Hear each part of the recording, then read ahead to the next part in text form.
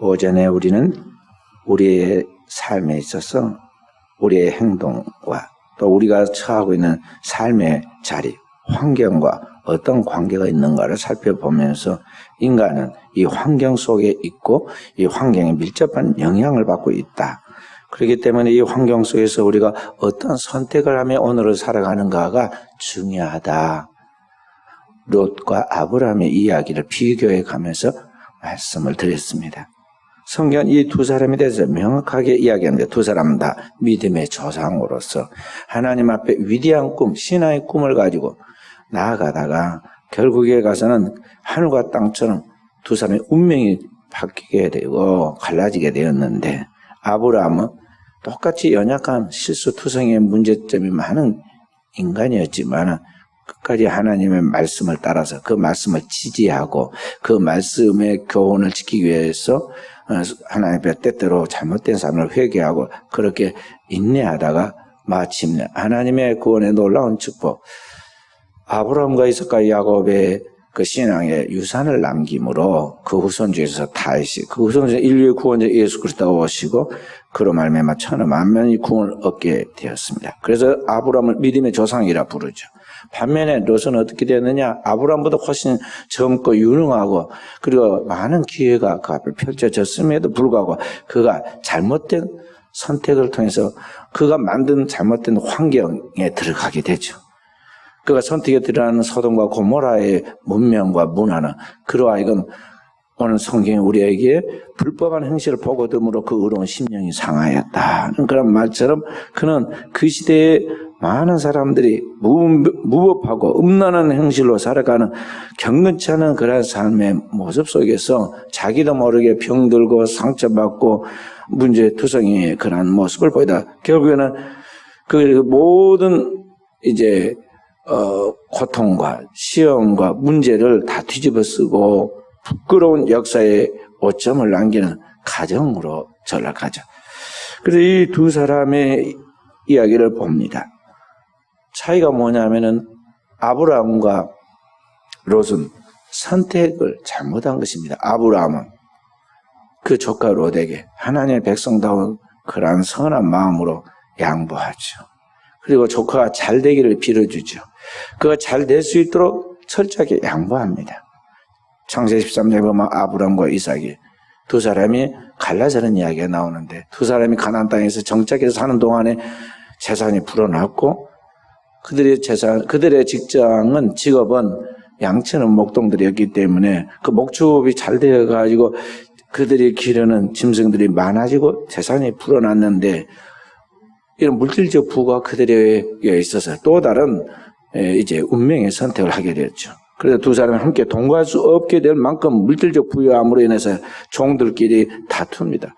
그걸 바라보면서 아브라함이 자, 네가 좋아하는 대로 넓은 땅을 선택해서 네 좋아하는 곳에 살게 되면 나는 아무 데도 좋다. 그러니 네 하고 싶은 대로, 내 가고 싶은 대로 내가 이제 머물 곳을 선택해라 하고 이야기했더니 그때 롯이 눈을 들어서 동쪽을 바라보니까 거기에 소돔과 고모라가 기름져서 거기가 마치 여호와의 동산 같고 애굽과 같았다고 이야기하죠. 바로 그것을 선택해서 들어갑니다. 그런데 그곳에 곧 소돔과 고모라, 가장 그 당시에 번영의 극하에서 이제 방탕하고 타락하에서 하나님의 심판을 목전에 두고 있는 위험한 부족이 거기에 살고 있었죠. 겉으로는 화려하고 부유하고 부족함이 없는 행복한 삶을 살아간 같이 보였지만은 그들의 영혼은 심하게 타락하고 부패해서 먹을 수 없는 과일을 버려야 한 것 같이 하나님의 그 땅을 심판해야만 하는 그런 극한 상황에 와 있었는데 롯은 아직 영안이 열려 있지 않았고 영적인 가치의 소중함이 무엇인지에 대하여 영원한 하나님의 나라를 향하여 가고 있는 우리는 그 나그네이고 그 하나님의 나라를 향하여 달려가는 도상 위에 있는 존재라는 것을 깨닫지 못했으므로 그는 이 땅에 있는 그 화려한 외모만 보고 소돔과 고모라를 향하여 조금씩 전진하고 마침내 그 속에 들어갔고 그 안에서 군계 일학처럼 그 모든 사람들에게 부러움과 그리고 모든 사람들이 그를 의지할 만큼 똑똑한 사람으로 인정을 받게 되죠. 나중에 보면 너희가 우리 가운데 들어서 판관이 되려고 한다 하고 이 소돔과 고모라 사람들이 말한 걸 보면 굉장한 이치에 와 있었던 것이 분명합니다. 그런데 어떻게 되었습니까? 결국은 그 안에서 그의 영혼이 병들기 시작하고 정신적으로 타락하기 시작하고 그렇게 한 거예요. 사람이 아무리 자기 마음이 강철심장과 같이 또는 자기 마음이 선명하게 잘 할 수 있을 것 같이 그렇게 생각하지만 자기를 믿으면 안 돼요. 인간은 환경에 영향을 받는 거예요. 보면서 들으면서 거기에 영향을 반드시 받게 되어 있다는 거죠. 그래서 자기를 믿으면 안 돼요. 어떤 사람도 믿으면 안 되는 거예요.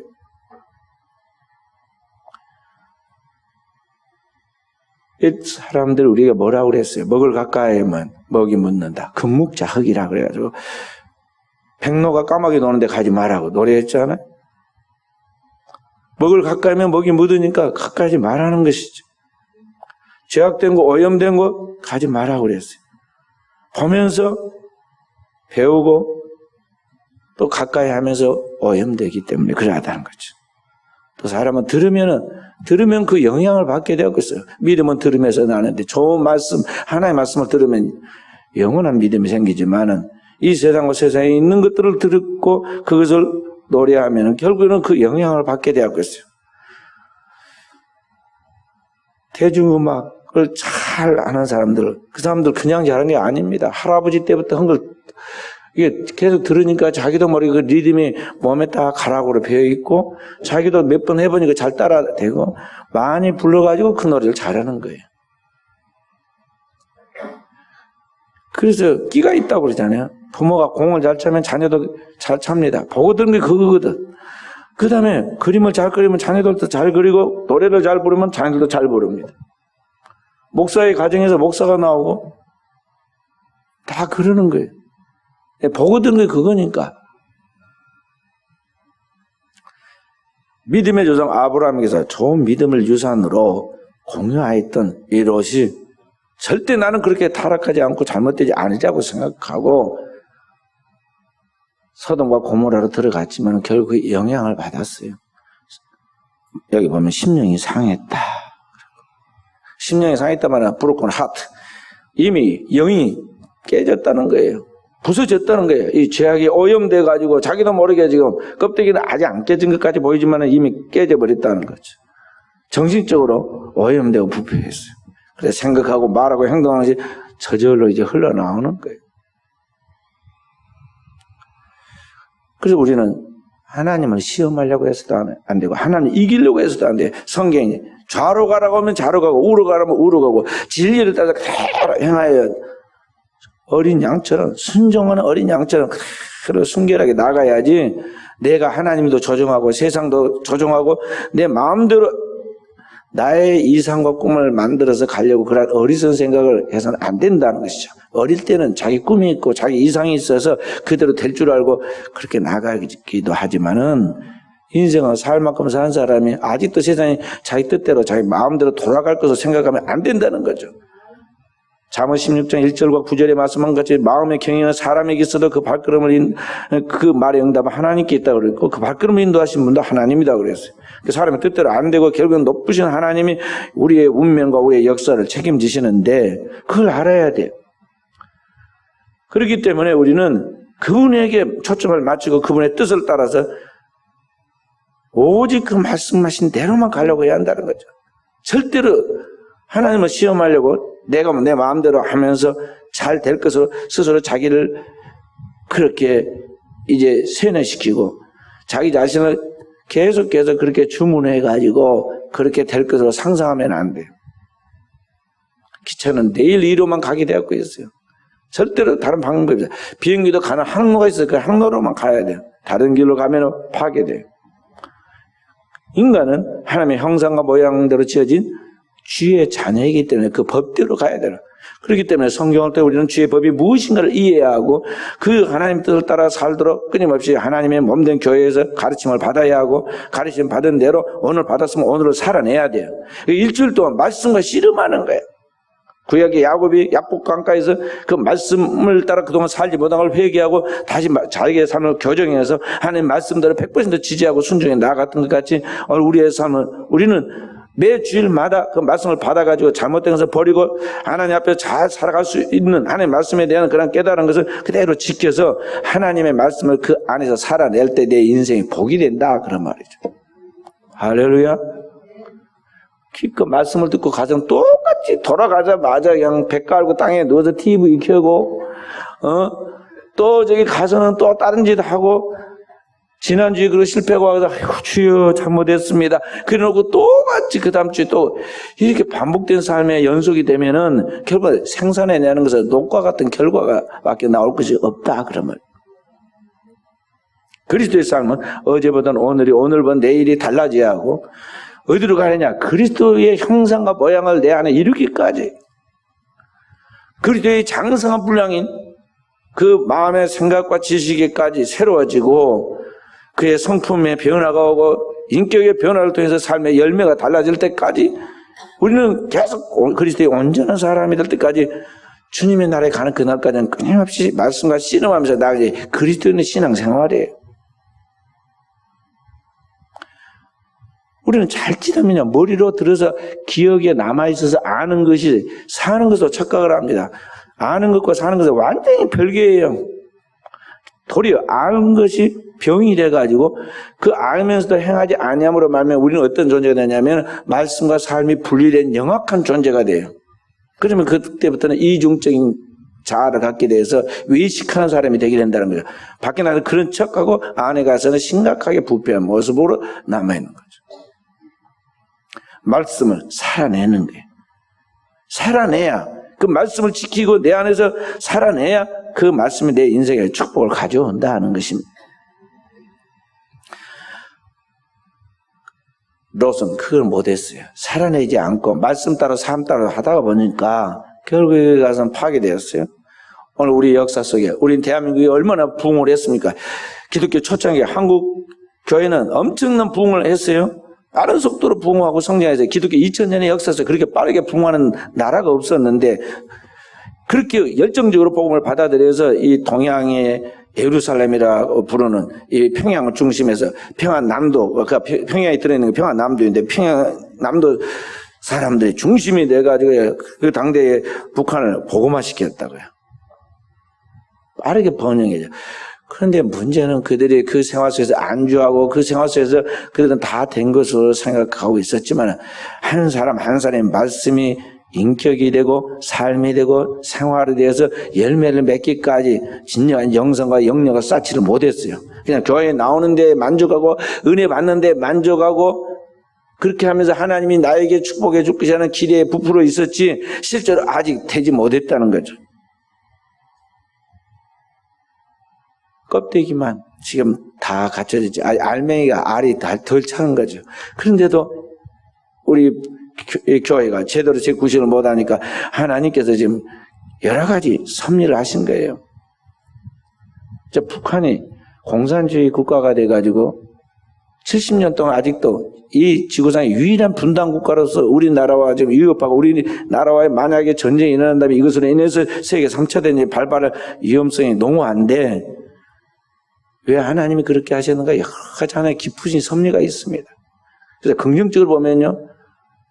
6.25 전쟁이 일어난 것이 그래서 남과 북이 이렇게 공산주의 민주주의 대결을 통해서 여러 가지 유익도 많이 가져왔어요. 무슨 유익을 가져왔느냐? 공산주의 이념이 너무나 이론적으로는 좋아요. 아무것도 세상을 경험해 보지 못한 이 학생들이 볼 때는 너무나 바른 말이에요. 그래서 막 들불처럼 번져가지고 한 시대 만에 그냥 지구상의 절반의 나라들이 공산국가로 그냥 나갔거든요. 공산주의의 피해가 뭔지를 몰랐어요. 근데 6.25 전쟁을 통해서 수많은 기독교인들이 죽고 자유를 박탈당하고 고통에 빠진 것을 바라보면서 6.25 전쟁을 세계가 바라보면서 아 이게 공산주의가 이런 거 아니구나. 이론처럼 그런 게 아니구나. 아주 악한 사단의 집단이고 이게 잘못된 사상이구나. 한 걸 깨닫고 세계가 그때부터 공산주의가 중단되기 시작했어요. 그래서 러시아와 중국을 중심해가지고 공산이 막 득불처럼 일어나다가 딱 중지가 된 게 뭐냐. 우리나라 6.25 전쟁을 통해서 세계 한 번에 반면 교사로 깨닫게 된 거예요. 또 한 가지는 이게 북한의 기독교가 왕성했는데 남쪽으로 퍼져나가지 않고 계속 북쪽에서만 막 뜨거워지니까 하나님께서 마치 예루살렘 핍박을 통해서 예루살렘에 있는 기독교인들이 사마리아와 땅끝까지 복음을 전할 수밖에 없게 됐던 것 같이 사도행전에 나와 있는 내용처럼 이 북한에 있는 기독교인들이 박해를 통해서 남쪽으로 남하에서 내려왔는데 그때 내려온 북한에 있는 교인들 또 그때 내려온 북한에 있는 목회자들이 남한에다 교회를 세우고 남한에서 계속해서 복음을 전하고 기도하였는데 그렇게 남한 복음화가 이루어진 거예요. 세계의 가장 큰 장로교를 만들었던 서울 영락교회는 북한 신의주에서 목회를 했던 한경진 목사님이 내려와서 그 교인들과 함께 서울 중동에다가 교회를 개최한 그게 그 당시에는 배단위 교회라고 그랬는데 그 영락교회가 된 거예요. 다 그렇게 해서 한국의 이 기라성 같은 교회들이 다 어디에 나오냐. 북한에서 내려오신 분들이야. 소망교 곽선희 목사님도 그러고. 광주에 있었던 무슨 광천교 무슨 목사님도 그러고, 저 고흥에 있는 길뚝교회 박석숙 목사님 그런 분들 다 북한에서 내려오신 분들이야. 그래가지고 그냥 홀몸으로 내려와가지고 나중에 재혼 안 하고 끝까지 사실 그런 목사님들이 계세요. 이쪽에도 있었어요. 그래서 이 남한에 복음화되는 그런 계기가 되었고, 이 남한 사람들이 이 공산주의가 잘못된 것이고 이게 큰 문제구나 하는 걸 깨닫고서 자유의 소중함 그리고 민주주의를 지키기 위해서 어떻게 하는가에 대해서 신앙 안에서 이러한 국가를 사랑하는 정신들이 딱 자리가 잡힌 것이 뭐냐면 이 6.25 전쟁을 통해서 이게 이루어졌다는 걸 알 수가 있어요. 그 외에도 주는 유익도 많아요. 그러니까 하나님이 이러한 과정을 통해서 많은 준비들을 지금 시키는 것이죠. 어찌됐든 그런 우리 민족의 큰 고통을 가져왔던 사람이 다른 사람이 아니라 저 북한에 있는 기독교인들, 특히 기독교인 가정에서 신앙이 완전하게 뿌리내리고 그 신앙 안에서 그리스도의 인격을 갖추는 진정한 제자가 되지 못한 채 껍데기만 교회에 다니고 그리고 신앙생활을 했는 믿음의 가정에 살았다는 흔적만 가지고 있었던 그 김일성에 의해서 공산주의가 도입돼 들어왔고 공산주의에서 펼쳐진 체제가 오늘날 이런 고통을 현실을 만들어냈다는 걸 우리 알 수가 있어요.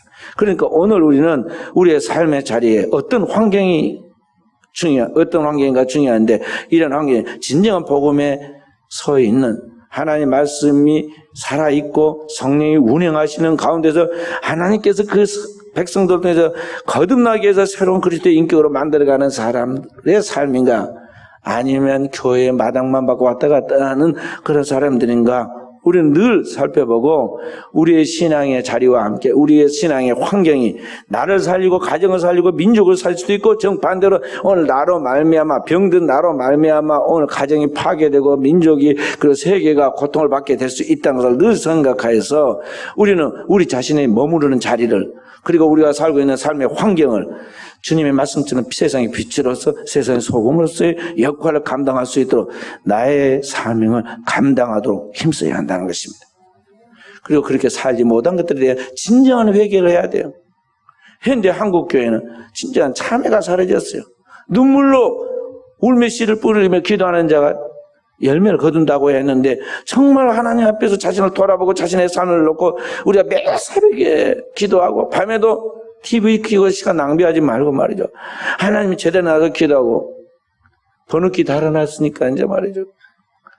인자는 핑계 못 하겠죠. 뭐 뒤로 돌아오는데 계단에 넘어질까 싶어서 못 왔다는 큰 소리도 말고 번호키 달아놨으니까 그것도 그 번호키도 이렇게 누르기가 힘들면 저한테 말씀하면 제가 키 3개 남아있으니까 누가 하나 가지고 네 개 중에 3개 남아있으니까 드릴 테니까 갖다 대고 그리고 와서 기도하시. 집에서 기도해도 괜찮아요. 그러나 집에서 집중해서 기도하기가 조금 어려우면은 좀 더 가까이 교회로 나오는 거죠. 교회 와서도 기도할 때도 뒤에서 그냥 대충 하면 안 돼요. 가까이 그냥 하나님 앞에 가까이 나가는 마음을 모아서 기도해야 돼요. 목소리가 또 간절해야지. 이게 뭐 음메 하듯이 말이죠. 그렇게 하지 말고 진짜 간절하게 그 소리가 주께 상달한지라 그런 것 같죠. 간절하게. 그리고 주님 앞에 우리가 우리의 삶을 돌아보고 회개하는 것은 부끄러워하지 말아야 돼요. 부끄럽죠. 그러나 그 부끄러움을 감수하고 진정한 회개를 할 때 하나님 그 사람을 기뻐하신다는 거죠. 아브라함 그러니까 아브라함은 완전히 완벽했느냐 그렇지 않아요. 아브라함도 살기 어려우니까 한때는 말이에요. 저 애굽으로 기근을 피하여 내려갔어요. 근데 그 문화적 환경이 애굽의 환경이 자기가 삶같이 그 믿음의 정갈한 삶을 살아가는 그 광야의 생활과는 달라가지고 그냥 풍요로운 상황에서 그 땅의 나일강 문명 속에서 살던 사람들은 항상 살만하면 음란하다고 그랬잖아요. 근데 그 땅에서 살면서 아브라함이 두려움을 느꼈다고. 왜냐면 자기 아내 사라가 나이가 먹었는데도 불구하고 아름다움이 특출한 사람이었어요. 애굽 사람들은 윤리적인 그러한 판단력이라든지 이런 것들이 분명하지 않기 때문에 자신의 욕망을 이루기 위해서 다른 사람을 해하고 그 욕망을 차지하려고 그런 못된 일들이 많이 비일비재에 일어났으므로 자기를 그런 불행한 일이 닥칠까 두려워가지고 자기 아내에게 애굽에 가서는 나를 부를 때 오빠라고 부르라고 그랬어요. 왜냐하면 사실은 실제로 그리고 이제 그런 친척 관계였기 때문에 그렇게 부르라고 그랬어요. 왜냐하면 사라 때문에 자기 목숨을 위태할까 싶어서 그랬던 거예요. 그리고 그 소문이 나가가지고 나중에 예쁘다는 소문이 바로 왕, 애굽의 왕에까지 들렸고 애굽의 왕이 그를 불러들였잖아요. 돈 많이 지참금 주고 왕이 불러들여가지고 자기 아내 사라가 거기에서 팔려서 지금 남의 손에 빼앗기게 됐는데 얼마나 바보 같은 짓이에요. 그럼 환경이 그렇게 된 거예요.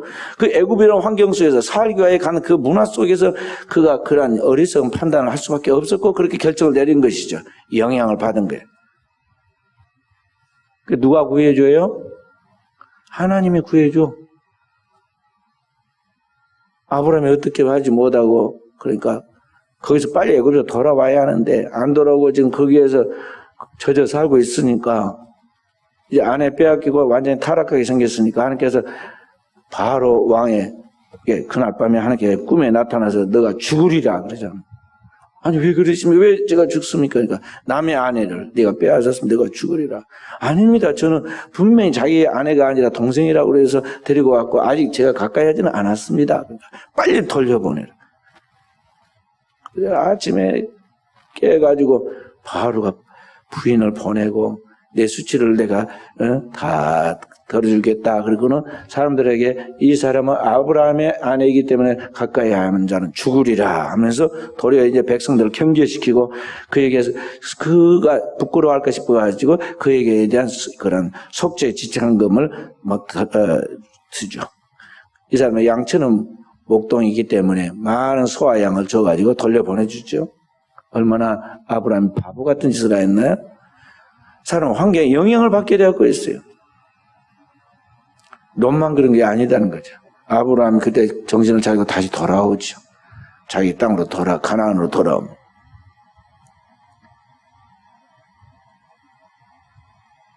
나중에 보면은요, 그 아들 이삭도 말이에요. 거의 비슷한 일을 해요. 비슷한 일을 해.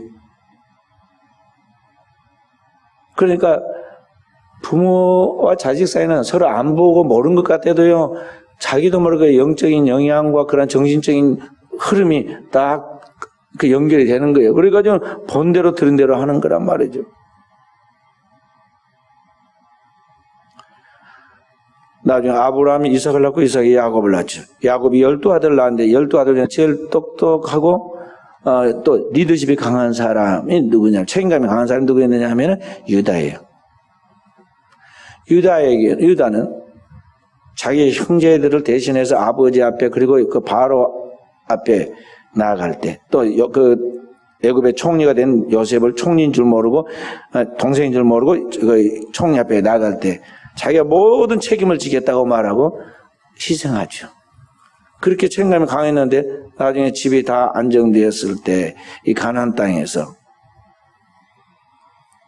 유다가 어떤 실수를 하게 되느냐면요, 가나안 땅 원주민과 결혼을 하게 돼요. 수아의 딸이라는 여인을 만나가지고 이방 결혼을 하게 되는데, 이방 결혼을 해서 아들을 셋 낳는데 누구를 낳느냐 하면은 엘과 오난과 셀라를 낳았어요.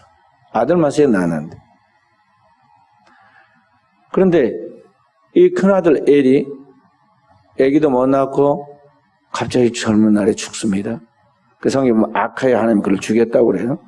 그 다음에 두 번째 아들 오난을 낳았는데, 두 번째 아들이 오난인데, 첫 번째 아들 엘을 낳아가지고 결혼을 시켰는데, 이 엘이 죽었어. 근데 둘째 아들이 오난인데, 오난을 첫 번째 아들의 부인인 다말이 그 첫 번째 아들의 부인이었는데, 그러니까 큰 자부죠. 큰 자부에게 둘째 아들을 결혼을 시킵니다. 이스라엘 나라 백성, 그 시대 풍속은 뭐냐면, 큰 아들이 자식이 없이 죽으면 둘째 아들이 큰 형수에게 들어가서 결혼을 해가지고 자식을 이어서 형의 이름으로 이렇게 가도록 하는 계대 결혼이라는 풍속이 있었어요. 그 둘째 아들에게 형수에게 들어가서 형의 이름으로 대를 이어가게 만들어라 했더니 오난이 그게 싫어가지고 거부를 합니다. 그래서 결국 오난도 하나님의 죽이죠. 그리고 남아있는 게 셀라인데 유다가 마음에 두려움이 생겼습니다. 이러다가 세 아들 다 잃은 게 아니냐. 오늘 우리 지금 말하는 우리 다말이 팔자가 좀 세가지고 자식이란 자식은 다 죽게 생겼는데 둘을 죽었으니까 이제 하나 남았는데 그 죽을까 싶어가지고 아이가 아직 어리니까 좀 클 때까지 기다리라고 친정으로 보내버렸어요. 그런 사이에 이제 아이 셀라가 어느 정도 장성을 했는데도 여기 유다가 모른 척하고 불행이 닥쳐올까 모른 척하고 책임을 말한 것을 지키지 않았단 말이죠. 그러는 사이에 여기 유다가 부인이 죽게 되죠. 부인이 죽게 돼.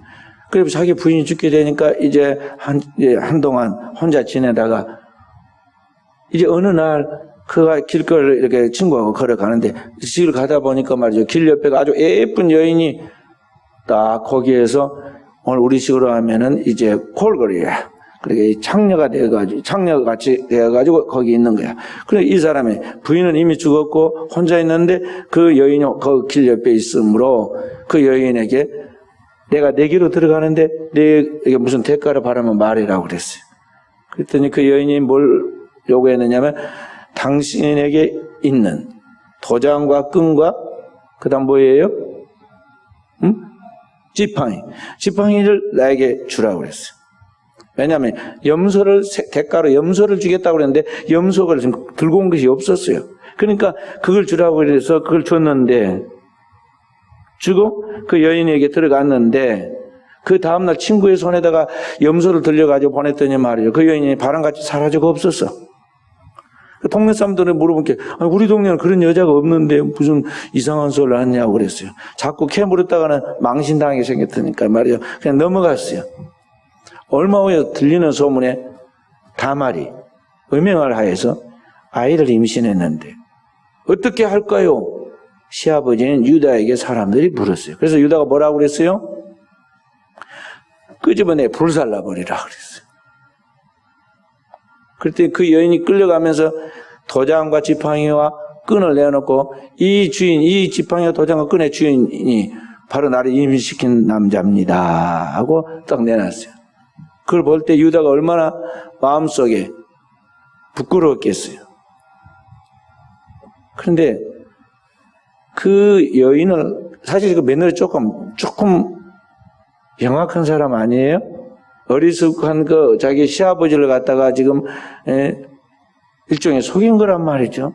그러니까 좀 영악하지만은 유다가 어떻게 하냐면 창세기 38장에 보면 절대 그 여인에게 자기 자부에게 탓을 하거나 책임을 전가하지 아니하고 자기가 책임을 집니다.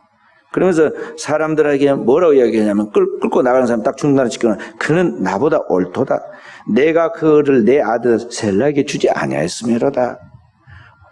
이 여인이 그런 행동을 하는 것은 뭐냐면 시아버지인 자기가 그 며느리에게 약속한 것을 지키지 않으니까 며느리가 그 약속을 지키게 하려고 당신 책임을 져라고 그렇게 지금 하는 행동인데 그런 것이다. 그러니까 그는 나보다 옳도다.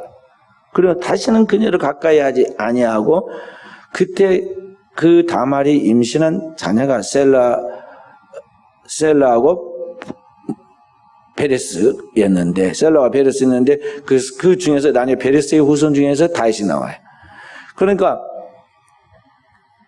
하나님은 우리가 완벽하고 허물이 없고 거룩하게만 완전하게 살 것을 기대한 것은 아니야. 인간은 죄성을 가지고 태어난 죄인이고 죄인은 항상 넘어지게 되었고 있고 실수하게 되었고 있는데 문제는 거기서 철저하게 날마다 자신을 쳐서 회개하고 돌아오는 게 중요하고 참여하여 바로 서는 그 사람은 하나님은 언제든지 기뻐하시고 쓰신다는 거죠.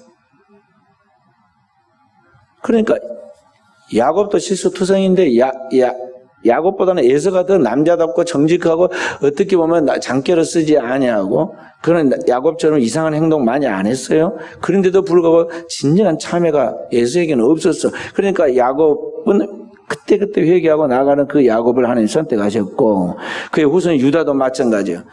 겉으로 보기에는 12형제 중에 가장 책임감이 강하고 대단한 사람같이 보였지만 실제로 그의 삶의 내용을 보면은 이런 수치와 부족함이 있지만 그럼에도 불구하고 잘못된 것을 발견했을 때 그때 하나님 앞에 돌아와서 진정 회개하고 그의 삶을 청산하고 바로 섰다는 거죠. 그러니까 하나님이 그 유다의 후손 중에 인류의 구원자들이 오게 만든 거예요. 그러니까 오늘의 이 시대에 우리가 우리의 삶의 자리를 만들어 갈 때에 사람들 보기에 공동 묘지에 거기에 참 묘지 회를 발라가지고 멋있게 꾸미는 것 같이 그렇게 사람 보기에 좋게 꾸미는 것이 아니라 하나님 앞에서 자기의 영혼의 속사람을 돌아보고 자기 안에 있는 그 죄악된 것들을 하나님의 말씀에 비춰 회개하면서 잘못된 그런 삶을 철저하게 쳐서 복종시켜서 주님이 새로운 피조물로 만들어 가시기까지 자기를 하나님 앞에 노출시키고 그렇게 하나님 앞에 살려고 몸부림을 칠 때 하나님이 그 사람과 함께 하시고 그 사람이 머무르는 그런 공동체에 하나님의 축복이 따르게 만드신다는 거예요. 그런 회개하는 공동체, 참여하는 공동체가 뭐냐면 교회예요.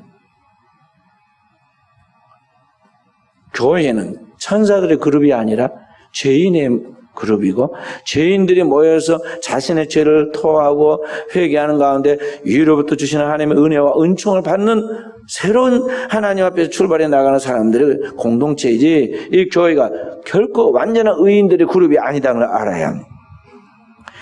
그래서 이 하나님의 거룩한 교회에서 우리가 나아갈 때 사람의 인력으로 안 되는 그분은 성령이 도우십니다. 우리 연약함, 이 죄악된 인간의 본성과 연약함을 성령이 도우셔서 우리로 하여금 회개하게 만들고 하나님의 거룩한 뜻이 무언가를 깨닫게 하고 그 뜻을 따라 살아갈 수 있는 영성과 의지와 힘을 주어서 우리 하여금 날마다 변화의 새삼을 살게 만드신다는 거예요.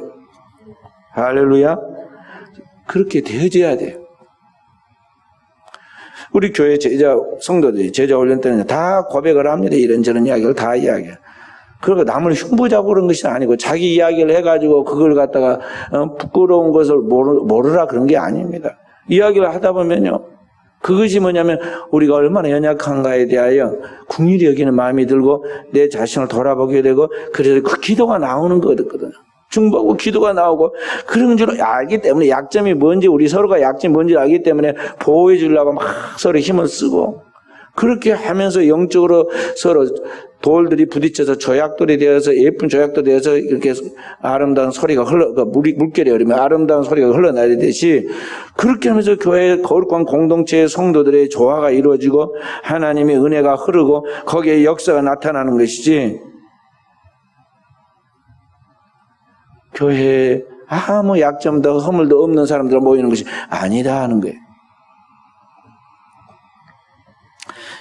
바로 이렇게 회개하는 공동체에 주님과 함께 하려고 몸부림을 친 공동체 하나님이 거기에 성령의 불을 떨어뜨려 주고 성령의 바람을 불게 하고 성령의 생수를 거기에 공급해서 번영케 하고 그렇게 만드는 거예요. 그래서 오늘 이 당대 때 다 완벽한 게 이 정도 해려왔다. 다음 후손 때는 이만큼 또 키워놓고 하나님 그 다음 때는 더 키우고 이렇게 해가지고 계시는 점진적 발전을 해가는 거예요. 그리고 하나님의 약속과 축복이 완전하게 되어지기까지 하나님 끝까지 역사를 붙잡고 있는 겁니다. 그래서 우리는 영혼을 바라보고 오늘을 살면서 오늘 우리 자는데 다 끝마치려고 대를 위해 하나님의 역사 나타날 걸 믿고 하나님을 기대하면서 오늘의 나의 몫이 나의 사명을 감당하려고 해야 돼. 성령은 시대마다 역사하시는데 지금부터 3,300년 전에 3,300년 400년 전에 이스라엘이 출애굽에 나올 때에는 이 가시적인 눈으로 다 사람들이 볼 때 하나님이 그들과 함께 하시는 임재의 표시가 하나님의 불기둥과 구름기둥으로 쫙 나타났어요. 출애굽한 60만 명이 늘 자기 위에 낮에는 구름기둥으로 시원하게 밤에는 뜨거운 불기둥으로 그 추위에 죽지 않고 떨지 않도록 딱 보호하시는 하나님의 임재를 경험했다고요. 그 거룩한 성운이라고 그래요. 이 성운의 이동이 있어요. 그때는 그 시대에 하나님이 그 백성들에게 구원을 일으키고 역사하시고 함께 하시는 하나님의 성운이 있었다고요. 그때 은혜 받은 사람들 은혜 받아야 하고 말씀으로 율법으로 무장할 사람들은 무장하고 하나님의 은사로 무장하고 나갔어야 돼요. 그 성운의 은혜의 시대가 거치고 나니까 가나안 땅에 들어가서 사사 시대는 어땠나요? 먹을 것은 풍족하고 그 가나안 땅에 풍요가 있어서 살만했지만은 은혜가 거쳐가지고 얼마나 사사 시대의 성경에 보면은 삭막하고 어려운 일이 많았나요? 지금이 어느 때인가 우리는 알아야 돼. 2000년 전에는 그리스도 예수가 오시고 이 땅에 오신 말씀이 육신된 그리스도 예수를 통해서 진짜 하나님의 구원의 생생한 복음을 듣게 하고 하나님의 나라가 임재한 표시돼서 죽은 자가 살아나고 병든 자가 낫고 귀신이 떠나가는 그런 역사를 직접 체험하였죠. 오늘의 시대는 오늘의 시대에 또 하나님의 성운이 또 다르게 역사하시는 거예요. 여러분 것처럼 저희 시대는 또 다르게 지금 하나님의 성령이 일하신다 이 말이죠. 지금은 어느 때일까요? 여러분과 제가 잘 알아야 시대를 분별할 수 있어야 돼요. 지금의 이 시대에는 또 하나님이 이때 지금 일하시고 쓰시는 하나님의 축복의 역사가 하나님의 성령으로 우리 가운데서 일하시고 있는 시대라는 걸 알아야 돼요. 사도가 고린도후서에 보면은요, 고린도후서 6장 1절 2절에 사도 바울이 그랬습니다. 우리가 하나님과 함께 일하는 자로서 너희를 권하노니 하나님과 함께 일하는 자라면서 우리가 하나님의 동역자다 그 말이에요. 너희를 권한다. 우리에게 권한다. 뭐냐? 하나님의 은혜를 헛되이 받지 말라. 하나님이 우리가 은혜 주실 때 그 귀한 줄 알고 이때 그 타이밍을 놓치지 말라는 거죠. 이르시되 내가 은혜 베풀 때 은혜 베풀 때 너에게 듣고 구원의 날에 너를 도왔다 하셨으니 보라 지금은 은혜 받을 만한 때 보라 지금은 구원의 날이로다. 하나님이 은혜 받을 때가 있고 은혜 줄 때가 있고 구원하실 때가 있는데 바로 지금이라는 거죠. 실제로 2000년 전 사도 바울이 지금 쑥 지나가면서 복음을 전하는 그 곳에 하나님의 교회가 세워지고 그 수많은 죽을 이방인들이 죽게 돌아서 구원하는 역사가 이루어졌잖아요. 그때 그 은혜의 떡을 놓쳤으면 구원 못 받았다고요. 그런데 사도 바울 통해 하나님의 성령이 불같이 역사하고 구름같이 역사할 때 그때 복음을 받아들였던 에베소 교인들, 고린도 교인들, 수많은 초대교회 교인들이 구원받았지 않느냐 이 말이죠. 똑같은 원리예요. 지금 여러분과 저는 역사의 마지막 때 살고 있는데 지금이 금을 구하고 은을 구할 때가 아니에요. 지금은 하나님이 내 영혼이 살고 나로 말미암아 가정이 살고 나로 말미암아 이 지역에 살아날 수 있는 영혼의 복을 받을 때고 은혜 받은 그런 타이밍이에요. 지금이 하나님이 일하시는 섭리적 순간이다 이 말이죠. 하나님이 일하시는 시간을 여러분은 연대기적으로 살아나면 안 돼요. 연대기적 삶을 크로노스적 삶이라고 그래요. 그러니까 1988년, 1999년, 2009년, 2019년 이렇게 살아가듯이 그게 나간 연대기적 삶이에요. 그래서 내 나이가 아직도 몇 살이니까 앞으로는 몇 살까지 살 것이고 이제 그때 가서 하나님 일을 하겠지 이렇게 생각하지 말라는 거죠. 하나님의 시간은 뭐냐면 위에서부터 우리 가운데 하나님의 은혜를 베풀어서 하나님의 구원의 역사를 일으키는 그런 섭리적 시간인데 이거 카이로스라고 그래요. 하나님이 우리에게 지금 성령으로 일하시는 그 카이로스 시간 속에서 여러분과 제가 오늘을 살고 있다는 걸 알고 이때를 놓치지 말아야 돼요. 이때를 삶의 우선순위로 생각하고 모든 시간에 첫 번째로 생각하고 지금 은혜 받을 때 은혜 받게 하고 여기에 집중하라는 것입니다. 내일 건강해져가지고 뭐 시간이 남아가면은 그 다음에 할 일 해놓고 할 거자. 그날 안 와요. 절대 안 옵니다. 그리고 어제보다 오늘이 더 나아질 것이다. 오늘은 내일이 될 것이다. 몸은 점점 늙어간다는 것은 몸은 점점 병 들어간다는 것이고, 그리고 우리 기억력도 점점 감퇴가 상태가 안 좋아져요. 사도 바울도 겉사람은 후패한다고 그랬잖아요. 더 나아지진 않아요. 어떻게 되냐? 사도 바울처럼 오늘 은혜 받고 영혼의 불이 타올라야 그 불꽃이 계속, 영은 죽지 않으니까 말이죠. 영의 불꽃이 계속 타올라서 새로워져서 겁대기는 어쩔 수 없이 나이와 함께 쇠퇴해가지만은 영이 살아있기 때문에 그 영이 불타올라서 속사람 날마다 새로워지는 거예요. 그러니까 어쩔 수 없이 나이 강는 것은 막을 수 없지만은 영적으로만 끝까지 쇠퇴하지 않도록 하나님이 내게 지금 은혜를 주었으면 그걸 우선순위로 삼고 영혼에 불 받고 은혜 받고 성령 받는 데 초점을 두고 오늘을 살아라 하는 것입니다. 할렐루야. 그래서 주님의 우리가 정한 목표가 표대를 향하여 우리가 걸어갈 목표는 그리스도의 형상을 이루는 거예요. 그리스도의 장성한 분량에 이루는 거예요. 그리스도를 믿는 것과 아는 일에 하나가 될 이유는 온전한 사람이 되는 거예요. 주님이 그걸 원하셔요. 나머지는 뭐냐? 따라오리라. 영적인 수준이 된 만큼 하나님 따라오게 되었고 있어요. 그러면 10년, 20년 갈 거자 한 번에 다 해결되는 거예요. 가는 거예요. 그러니까 그리스도인이 제발 주님의 말씀을 애기처럼 그대로 믿어버려야 돼요. 믿어버려. 이제 말씀을 정리하여 마치겠습니다. 우리 종들에게 하나님께 인생의 그 시간들을 주는데 계수하여야겠어요. 내 인생이 몇 날을 살고 갈 것인가에 대해 계산하면서 하나님 앞에서 복된 삶을 오늘 우리가 살아내야겠고, 나로 말미암아 연결고리가 돼서 내가 삶은 삶의 자리에 가정과 교회와 지역이 살아나야겠고, 그리고 이 시대가 이 민족이 살아나도록 우리가 하나님의 그 거룩한 역할을 감당하도록 해야겠습니다. 사람의 힘으로는 안 됩니다. 성령이 우리를 도와주셔야 돼요. 성령 끊임없이 우리를 찾고 있어요. 늘 전심으로 자기를 향하는 자를 찾고 있어요. 그리고 그 찾는 그 사람을 주님 딱 찾아내면 그때부터 그 사람을 집중해서 그 사람을 하나님께서 축복하십니다.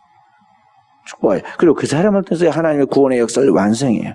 오늘의 우리 사랑하는 종들의, 우리의 성도들의 가정이, 우리의 거룩한 교회가 이러한 복된 선택받은 종들로 쓰임받고 하나님의 영광을 드러낼 수 있기를 주의 이름으로 축원드립니다.